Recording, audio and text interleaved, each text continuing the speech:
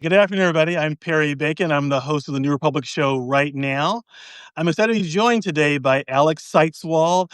We was a national political reporter for a long time. We worked at NBC News together. He covered Hillary Clinton. He covered the Democratic Party particularly for a while, but he did a lot of great stories at NBC and other outlets. He recently moved to Maine a few years ago, and now he's the deputy editor at Midcoast Villager. And so we want to bring him on today because it looks like Maine politics is getting interesting right now, where we have the reporting is that Janet Mills, the governor of Maine, is likely to enter the Democratic race for the Senate, where you already have a few candidates, most notably Graham Plattner, who's become kind of this phenomenon both in Maine, as far as I can tell, but also around the country. So, Alex, welcome. Hey, Perry, great to see you. Thanks for having me. And so I'm excited to have like a person who's in Maine now, but also someone who knows a lot about national politics because that's kind of where I want to put this race in that context. So I guess my first question would be, how long have you been in Maine? Yeah, it's a strange thing. I tried to leave DC and politics and campaign reporting, and then I'm came to Maine small local journalism, and it just suddenly became an outpouring of politics. So I've been here for about 3 years. My mom has lived here for a lot longer. We lived in DC for 15 years, where Perry and I worked together at NBC. And that My mom got sick in 2021, and I was working remotely anyway, so we decided to move up and be closer to her, and so our daughter could have some experience with her grandmother. And we've decided to stay. And then the Villager started up just about a year ago, and I was so impressed with what they were doing, and obviously so concerned about what's going on in local media, that I thought it was a really exciting opportunity to try to do a cool, innovative new thing. And started in February. And then we've had one political race after another. And it does seem like Maine is going to be the center of the political universe in 2026. Although I'm obviously biased in making that assessment. Well, let me ask first of all, I don't get the sense, I'm an outsider to this, that Graham, and it's in a lot of states' politics, there are people who become famous nationally, but they're sort of known activists. They've been in the community. People know who they are. They've been sort of building their profile for a while. My sense is that Graham Plattner is not that. He sort of jumped on the scene. Did you know who he was in January? No, I live one county over from Graham Plattner, a very similar kind of area economically, culturally, geographically. I did not know him. I know sort of his wife actually is from the next town over from me, so a lot of people in my area knew him. But no, this is I mean, basically unprecedented. I've been for the past 6, 7 weeks now since he's been in the race. I've been trying to come up with any kind of analog from my experience covering national politics, and it's really hard to because not just the intensity of the energy that he's found, but how unknown he was. He was not a well-known guy at all. Like the closest thing I can think of is John Ossoff in his first run for House race, where you go from total unknown to kind of national star supernova overnight. He's a harbor master. His highest position was chair of the planning board in his town of 1,200, which is small even by Maine standards. My town is 3,500. So it's just crazy. But the enthusiasm is real. It's genuine. I drive around. I see Graham Plattner signs everywhere. Last week, I was at an event at our family's favorite pizza place where 1,000 people were there. It was insane. No one had ever seen anything like that. I talked to state senators and reps, been around for a long time. They said the closest they could think of is Bernie Sanders or Obama or maybe like a Pete Buttigieg or Elizabeth Warren. But in other words, presidential level. I see. Uh, and the only other comparison I can think of is like Beto O'Rourke in his Senate run. But even then, he had been a House member. He was a known thing. So this is a really intense outpouring of support for him. And Janet Mills looking like she's going to get in tomorrow. So I think we're about to have a very interesting primary kicking off here. So I want to hit all three candidates. Let's start with Plattner, then I want to hit Collins and Mills as well. So Plattner, who are they? Okay, there's the big crowds. Who's at the Graham Plattner? Is it older people, younger people? You can't tell who's college educated and who isn't, but like, give me a sense of the who's there. Yeah, I love playing this game, and it's tricky around here because you can have like multi-generational wealthy people who dress like farmers because they are farmers, and you can have farmers who have PhDs. So it's tricky to do that kind of, but I try, of course. So he definitely has young people. He definitely has some older, there's a lot of kind of former hippies or back to the lander type people who they self-identify as such. Your usual suspects, in other words, is what I'm saying. The kinds of people who would turn up to a Bernie or Elizabeth Warren or somebody like that who would read the New Republic. Right. But you also have a lot of others, and it's people who are not engaged in politics, actively. And what I've heard from a lot of people, these are like kind of soft progressive Democrats who don't like Trump and are just kind of despondent about the state of politics in general. And this is the first thing since the second Trump election that has given them a sense of hope or purpose, or that something possible can happen. I have seen some evidence of real uh working class, bigger support. The joke that I make is it just brunch boots or is it work boots Right. who are Right. turning out? I'm not totally convinced yet that it is actually work boots. He did have some town halls this past weekend up in what we call the county because it's so big. It's the only one that can matter, but it's way northern Maine. It's super rural, uh, incredibly poor, and conservative. And he had big turnouts there. And I do think his message is the kind of thing that could resonate. And we also have Jared Golden, the congressman, who's much more conservative, but aesthetically sort of similar. A younger guy, veteran, tattoos, doesn't look like a typical politician. He's been very successful. So I think Plattner has all the ingredients. I'm just not yet fully convinced that it will actually come together. Because I think you and I could say crowd sizes are something, but they don't necessarily.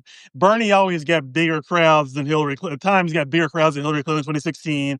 Obama got bigger crowds than Clinton in states Clinton. I remember being in Pennsylvania, huge rallies in Philadelphia for Obama. Hillary won the state. So you can have enthusiasm among us, because I wonder if he just has Bernie has a very devoted base, and it looks like he's drawing some of the Bernie people who show up at rallies but are intense but small in number ultimately.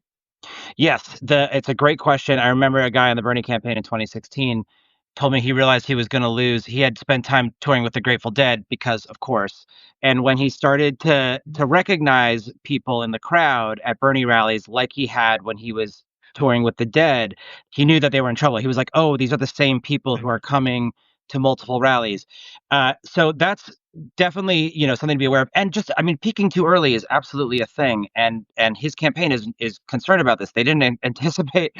You can't plan or expect for this kind of thing, and to have go from 0 to 100 so quickly, without having really taken a single shot yet. I mean, no one has really come after him. No one's really had to come after him. But the durability of that support, the and the length of time that they can maintain those are the big questions for me going forward. And that was our cover story this week, was a story I wrote about.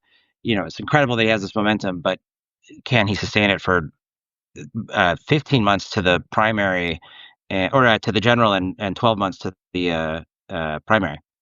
So I've never heard him on the stump. I mean, so he sounds. I assume he doesn't sound like Mamdani in the like rent freezes would not is not necessarily an issue in Maine, but he's sort of sounds populist and fighting billionaires, outsiders. What does he sound like on the campaign trail? Yeah, he sounds like a Maine Mamdani, actually. Okay. Replace all the like New York issues with Yeah. lobstering and timber, yeah, and that was so I got a this was I had never heard of him, as I just said. I was trying to avoid doing politics this year. I got a text from a guy who I knew from the John Fetterman campaign saying, "Hey, I'm working with a Senate candidate who's about to launch tomorrow. Do you want to talk to him?"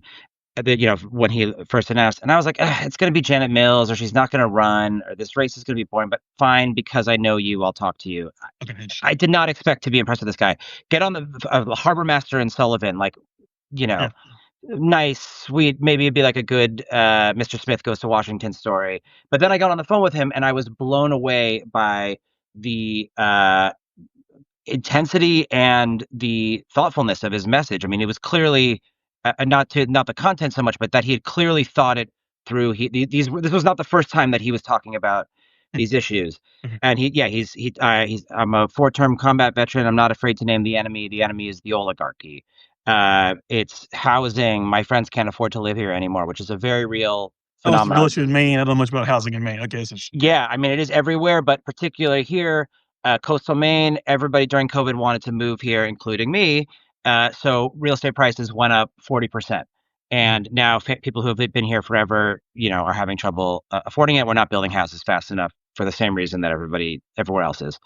Uh, Healthcare, we've had horrible rural healthcare experience. We have basically two giant companies in the state that do all the hospitals and most of the primary care. The one that represents Southern Maine, which is wealthier, is doing fine. The one that represents Northern Maine, where he comes from, is in terrible financial straits.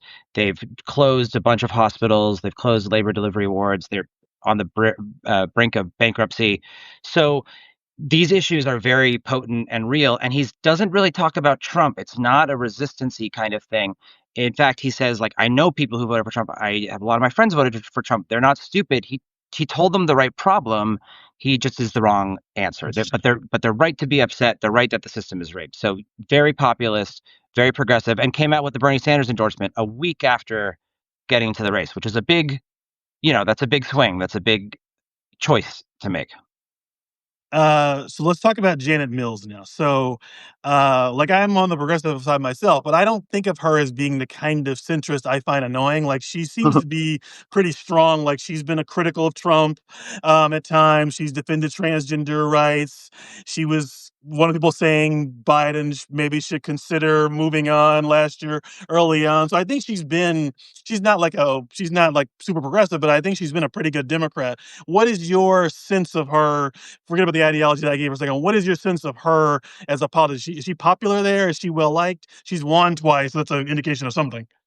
Yeah, I'd say she's reasonably popular and reasonably well liked. Definitely among Democrats. The whole, spat with Trump earlier this year over the trans issues, where he called her out in a meeting of governors, and he said, you got to change your policy on trans athletes. She said, we'll see you in court. And it's been a major months long saga, and she's gotten a lot of goodwill from Democrats on that. But the places where she has some pre-existing things, where Democrats feel like she hasn't been as progressive as they like, on labor, on guns. She's vetoed a red flag law, even, which is we're unusual in a state where Democrats are pretty pro-gun here, maybe like Kentucky. Yeah. But she's been even more. She's now to the right of Jared Golden on guns, for instance. So I think people like her, and they think she's competent. She's a former attorney general, but she won in. We have a large independent history and a large independent number of voters, so there's always an independent on the candidate. So she on the ballot, so she didn't win by overwhelming margins or anything. And she's 77. A lot of people have pointed out to me, and have more than one person has pointed out that she called on Biden to step down, and now is kind of facing similar calls. How is Plattner, just briefly? 42. Okay, so this So big gap. Yeah. big gap. Yeah. And he looks, he's a 4-term combat veteran who hauls up oyster traps every day. He is He looks like he the looks part. fit. Yeah. Yeah. You can't, I mean, we have to, as some people in my life said immediately seeing him, oh, he's really attractive. We have to acknowledge that is that's a factor here. But I think the other big thing that Mills is contending with is the kind of hangover from 2020, where the DSCC and Chuck Schumer, Washington Democrats, came in heavy for Sarah Gideon, embraced her early, cleared the path, and she had an unobstructed path to the Democratic nomination against Susan Collins. She ended up outspending her more than 2-1, and lost by 9 percentage points, and was just ended up being a kind of easily mockable candidate. I can't tell you how many times I've already heard about her stove. This is 6 years later, 5 years later, when her announcement video was in front of a 10-burner Viking stove, like a $10,000, Okay. stove.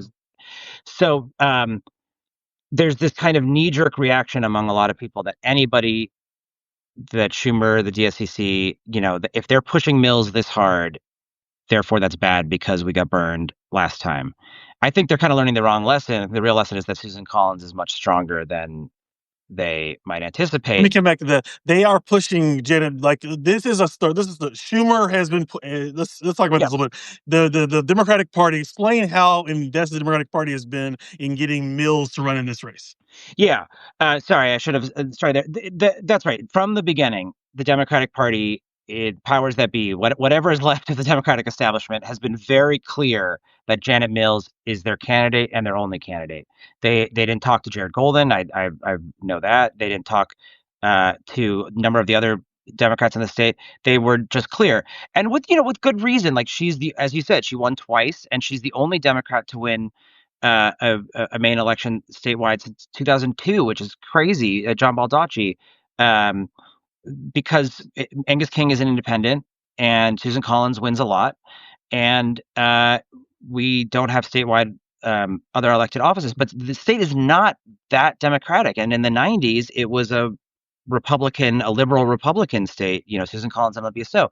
So there's reasonable desire there with Mills to take the proven winner, because Collins is going to be tough to beat. But there's also concerns that she is really the tough to beat. So I think we're going to end up with a big electability contest, very similar to the Hillary Bernie thing. I think this is going to be a lot of both sides litigating with each other to convince primary voters that they're the ones who can best beat Susan Collins. Interestingly, so I've seen a couple of polls, I don't know who released them, which suggest that, I think it must have been a poll from the Plattner group, because it showed Plattner ahead of Collins by a lot, but it also showed Mills ahead too. So it suggests, so that goes to the question of, like, Collins has won a bunch of tough races, including in 2014. The 2020 was a hard year. 2014 was a good year for Republicans. 2008 was the year. 2008 and 2020 were bad years for Republicans generally across the country. She won both times, which tells me she's done a really great job in terms of electoral strategy. So her approval looks pretty bad right now, but do you think she's still a strong candidate? Yes, I think underestimate Susan Collins at your own risk, without a doubt. I mean, and I think that's actually one of the benefits, is that people do underestimate her. She's this tiny lady with a voice that sounds like, she's gonna give out at any minute. She doesn't hold a lot of public events, and when she does, she often gets protested. But she is seems one of those people who seems to have infinite energy for talking on the phone and texting and emailing, and it just feels like every week somebody that I talk to just got off the phone with Susan Collins or just was texting. And so she maintains these kind of one-on-one connections with so many people. It's a small state where that really matters. People feel like they know her. People say Maine is like a big small town. So that goes a long way. She is older. She's slowed down. But the Republicans have her back more than they did in 20. And I don't think she's going to have that much difficulty, uniting the Republican Party. And the argument that I find very convincing for Mills, really the only argument, electability argument, that I find very convincing for Mills, is that Collins wins on middle-aged women, mainly in the coast and the South. So Portland, these are more moderate leaning people who like her stance on, at least she has always said she's pro-choice. And if you look at the numbers, there's a case to be made there. Like, Collins basically won Biden's number in Maine. So she won all of Trump voters plus a bunch of Biden voters. So she is genuinely getting a lot of crossover support. And the pro-Mills argument is those people are not going to like Graham Plattner. Like, a young, angry, coded guy is not going to be the suburban middle-aged woman candidate. So I think that's something to contend with. And Collins still has enough votes against Trump to argue she's not a Trump toady, right? I haven't studied her votes this year, but in the past, she's I think she voted against Amy Coney Barrett right before the 2020 election. She's obviously not Ted Cruz. She's done a good job. Her brand is different than the typical Republican, right? Yeah, I mean, it's similar to the Manchin kind of thing on the Democratic side. She is definitely, if you ask Democrats, they say she just votes in lockstep with Republicans. If you look at the actual numbers, she is mostly voting with Republicans, and very occasionally will take a no vote that actually does, hurt. But usually she's taking no votes on bills when they can afford to to lose her vote, which is, that's standard practice. She's a team player. Yeah. She's a team player. Yeah. And everyone understands, in her party. And I think she has done a better job of like not, antagonizing Trump this time Right. too. And they're smarter about, knowing Not that attacking her. Yeah. So she is really good at picking those high profile places to take a stand that will kind of overshadow the 50 places where she voted with Republicans. So you were saying the last thing I guess was done.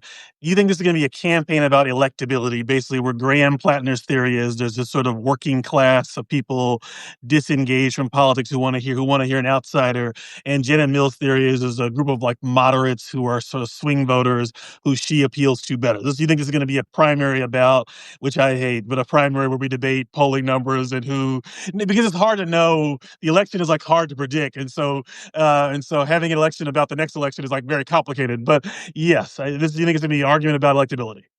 I think that will be one aspect. That'll be Yeah. the kind of highest level, which I agree. It's like playing apples to apples with a stranger from the future, who Right. you're trying Yes. to imagine what a hypothetical swing voter in the future. Right. But yeah, I have already been contacted by somebody who is interested in partnering with the Midcoast Villager, and we have a cafe in downtown Camden that we use for public events. So they want to put on a kind of forum with swing voters asking Graham Plattner and Janet Mills questions, with, they hope, showing that Plattner does a better job, to the swing voters, and then you pitch that message out to swing voters. I hope I'm not violating anything by talking about this, but and then you would target that out to swing voters to show, look, these swing voters were convinced that Plattner was more electable. Therefore, you Democrat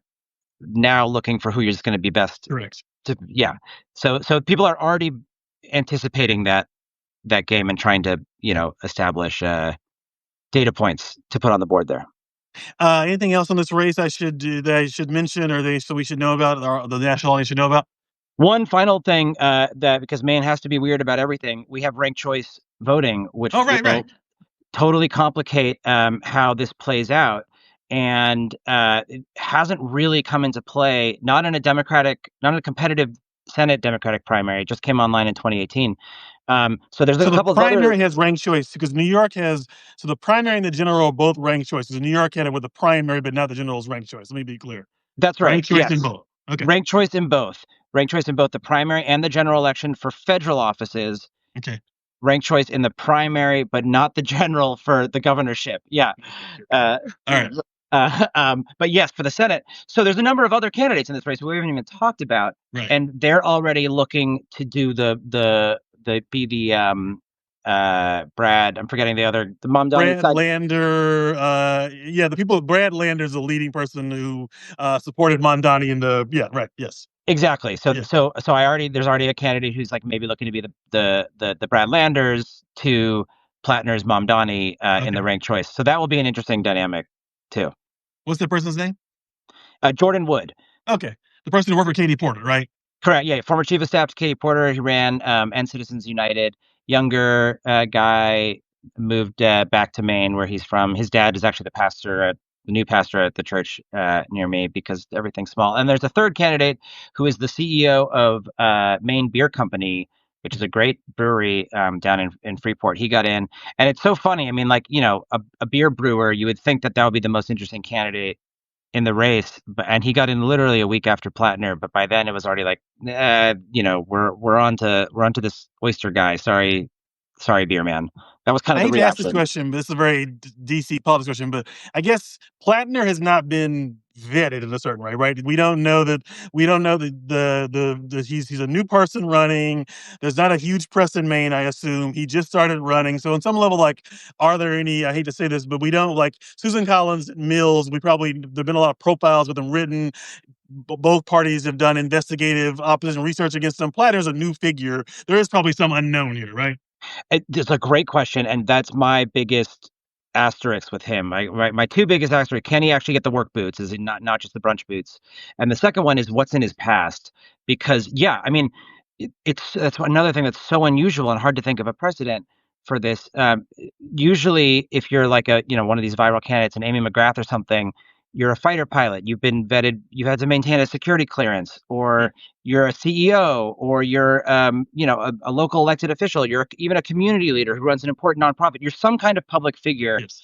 who has been somewhat vetted by some organization.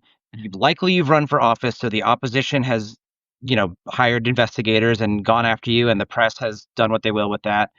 Uh, nothing like that on Plattner. He is a total blank slate.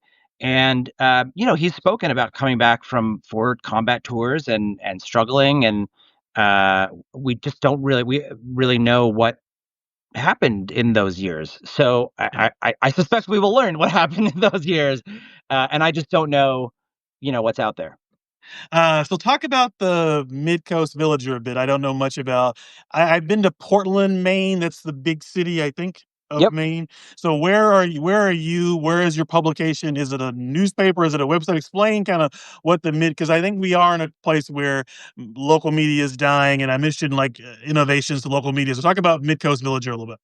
Yeah, I'm happy to mansplain a bit. Thank you. This is I'll start out. This is Vern, our mascot of the Midcoast Villager. We are based in Camden, which is about an hour and a half north of Portland on the coast. And we cover Camden. Kind of sits right on two counties, Knox and Waldo County. So we basically cover everything from like Damariscotta, where a lot of oysters come from, up to kind of like Bucksport. There's a bridge before you get to Acadia. That's down east. That's where Graham Plattner's from. So it's coastal. It's big fishing and lobstering industries. Also a big tourist and kind of second home scene. Huge arts and literary background. So it's the kind of place that if we can make this work anywhere, this is the kind of place that we can make this work. And by this, I mean like a new model for local media. Yeah, yeah. But the scary thing there is if we can't make it work here, I'm worried. And it's hard. It's really cool. So it's an area about 80,000 people, very literate, very community oriented. People want to know what's going on. They want to be involved, and they want to read good stuff. It attracts an unusual high level of talent. We have amazing other people who joined with me came from New York Magazine and Dwell, and have worked in gone like RISD and been high level designers. And everyone really just cares about this product and wants to make it really good. And the idea is like we can't just tell stories and just be observers anymore. We have to be active members of the community, building community. So we open this cafe that's a physical space to have these conversations. So I do a office hours in the cafe, editor's office hours, where anybody can just come and pitch a story or complain about a headline or anything. We want to be as accessible and transparent as possible, and it's also a way to diversify revenue. So our owner owns the building, and he has the cafe, he has the newsroom, and he also has a little hotel that we're using for like writing retreats. So we just had our first writing retreat. Liz Lenz, if you know her from Iowa, came in and led the retreat. So we're trying to reinvent the model of local journalism because it is just fundamentally broken. It's even worse than I realized. I'm about to go this weekend first to the Maine Press Association and then this national conference in Salt Lake City by this organization Press Forward, which is brings together a lot of kind of innovative local media outlets from all over the country. So I'm really looking forward to that, and where we can all swap tips and try to figure this out together. But it's interesting. I'm a journalist. I come from editorial. That's where my focus and my passion is. But I'm really increasingly seeing that I want to be working as much on the business side because we know how to do the journalism. We do the good journalism every single day. It's figuring out how to make that not just pay for it, but to make it vital and relevant in people's lives.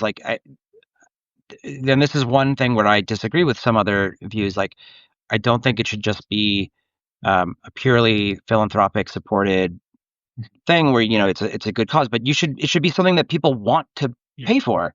And so it's a fun challenge and a very hard challenge, but it's really exciting. And great. On that note, I'm excited about Midcoast Villager. It's great to have Alex on. Thanks for joining us. Thanks to everybody who tuned in to watch. And we'll be back later in the week. Thanks, Alex. Thanks so much, Barry. Good to see you. Bye-bye.